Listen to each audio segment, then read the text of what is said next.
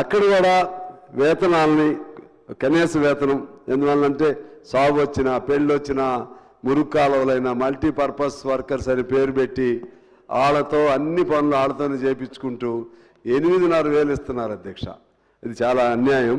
దాన్ని ఏ పద్ధతిలో చేస్తారో వాళ్ళు కూడా పెంచవలసినటువంటి అవసరం ఉందని నేను కోరుతున్నాను. అదేవిధంగా ట్యాంకులు ఉన్నాయి, ట్యాంకులు కట్టిస్తారు, మంచినీళ్ళ ట్యాంకులు కట్టిస్తారు. ఆ ట్యాంకులు అడుగుతున్నారో లేదో చూసేవాళ్ళు లేడు. మురుగు కాలువలు కట్టిస్తారు.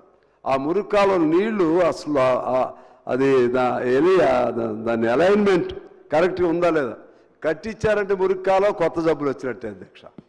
కొత్తగా మురుగు కాలువ కట్టిస్తే ఇప్పుడని కాదు, మొదటి నుంచి ఉన్న అలవాటు అది. వాళ్ళు చూసుకోరు, ఇంజనీర్లు సరిగ్గా చూడరు, ఆ డ్రైన్ వాటర్ ఫ్లో అయిద్దా లేదో చూడరు.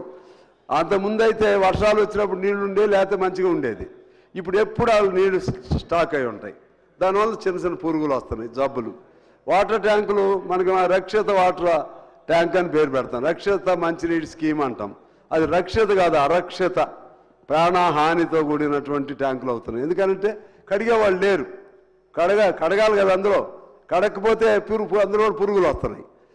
లేనప్పుడన్నా ఏదన్నా విడిగా జాగ్రత్త పడేవాళ్ళు. ఇటువంటి జాగ్రత్తలు తీసుకోవాల్సినటువంటి అవసరం ఉందని నేను మీ ద్వారా ప్రభుత్వాన్ని కోరుతా ఉన్నాను అధ్యక్ష. అదేవిధంగా